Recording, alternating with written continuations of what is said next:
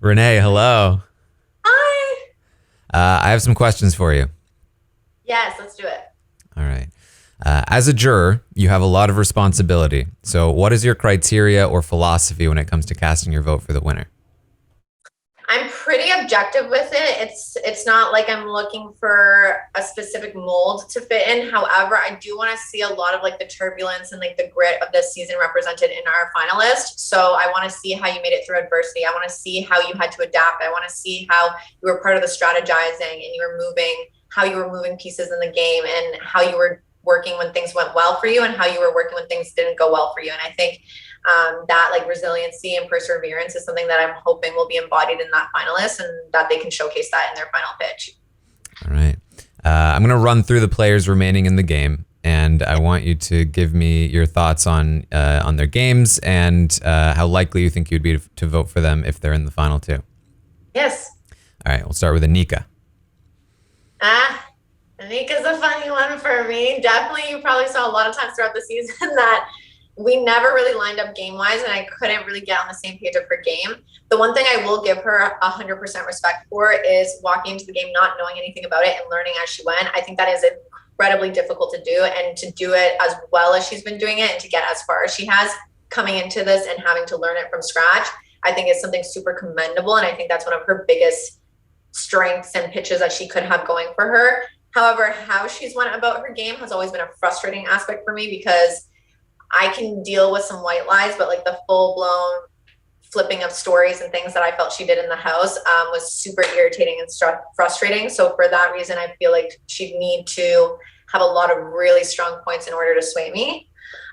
But yeah, she's a fun one. How about Claudia?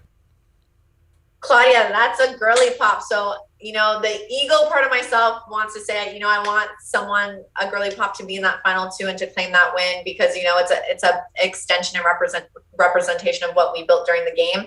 However, sitting and looking how everything went down, she, I believe, calls it adaptability. I call it jumping ship when things get tough. She's hopped around a lot in the game to find the planks that are sturdiest for her to stand on. And I feel like in doing that, she hasn't fought for, alliances and things that we've had from the get-go. So with my eviction week, it kind of, her not advocating as much was, a little hurtful. But also she is really, really, really good in competitions. Like truthfully, the mental and physical one, she's always neck and neck with first place. So I think she has a lot of strong points to asset. However, I think she'll have a lot of explaining to do in damage control with Nene specifically and myself with why she cut us loose so quickly. How about Daniel? Daniel is your top lovable social player. He is the charisma. He embodies a lot of the energy that the season was. So for that reason, I would love to see, what he stands for, what he represents, his mission coming into this. All great, great, great, great, great. When it comes to the game, though, I found it super frustrating in my week because I feel like he's danced on both sides and kind of played both sides with alliances and things that he's made. Yes, he did things potentially that could have helped tie his game, but I think he also was in a lot of conversations and plans as a number to get Ty out. So again, if he's able to show how he didn't just coast along based off of associations that he had in the house, because he stood by some moves and then other times he kind of was like, oh, I'm washing my hands of it. So if he can show how he strategized and he played those moves himself and he wasn't just like that number sitting there that kind of sat along pretty, then I think he'd have a very, very strong case. And how about Ty? Ty, I want to be petty about it, but I can't. He's played a really, really, really good game. I think if he was left on the block by the end of the week, he knew he was going to go home. So to pull out wins back to back as often as he was, energy wise, to keep that going and to keep those wins up, he is the epitome and definition of a competition beast. And, as much as I thought in my head, going in, I was going to tell myself I'm going to beat him when it came down to it, he always came through with the wins. And I think he has played aggressively throughout the entire game, but his game also had to really shift and adapt when he started losing all of his people. However, Ty is also very confident that he understands every angle of the game, and that he is this great mastermind and he knows everything at all times. And I think, it'll be interesting to see how he pitches that at the end to see if it is true. But on paper, you can't deny that he has done a lot. Can you rank the players for me from who you think you are most likely to vote for to least likely?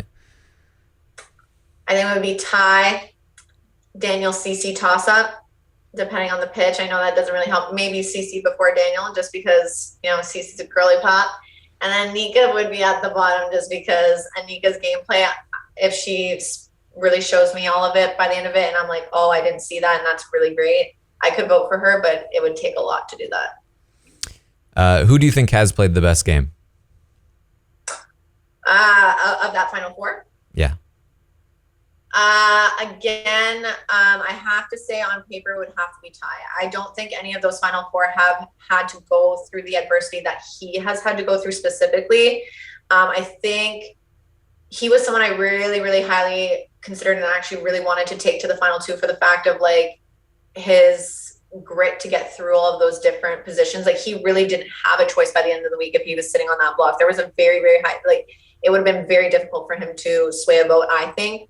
And for no one listening to any of the options that he wanted or any of his moves that he wanted to do, and for all of that to fall through and him still persevere and be where he is today, I think it speaks volumes. So I think game-wise, in terms of competitions and pulling himself out of things and understanding the game to a significant degree, he'd be at the top of the list for sure.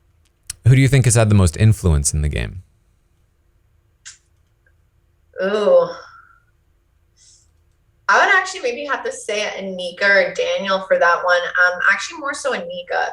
I think Anika, of what I was understanding throughout the game leading into as the weeks continued on, is that she was in a lot of the deliberations about what plans to take through that week. And I think for me, at first, she looked like a very easy option to just keep throwing up. I was like, why does it have to be me? Like, just make it Anika. Her name was always in my mouth. But she really, really was able to sit down and hash out the strategies and work behind the scenes like that. So I would say her for that reason. Which player in the house made you the most pissed? Oh, brother. Okay. I think at the top of that list, it would have to be Ty, but I think Anika kind of beats him just on the irritation level of like, why do you keep saying these lies? Like, I'm calling you out on them and you're still trying to sit there and tell me that it doesn't make sense. Like, it makes sense.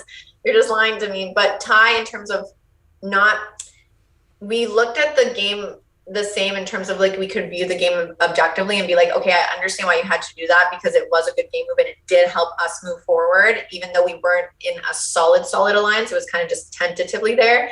But in terms of that final week, man, Ty was really getting on my Boutet's nerves because it was just like, I know the reasons that you're giving me aren't any more valid than what Daniel has done or may have done or whatever, even if there's big secrets and this and that. But you know what the plan was for this week. You know that I would stay true to it. You know what my intentions were going into the thing. I proved to you that Anika was lying, and you're still going to sit there and tell me that I need to go. It was very irritating for that reason to try to get.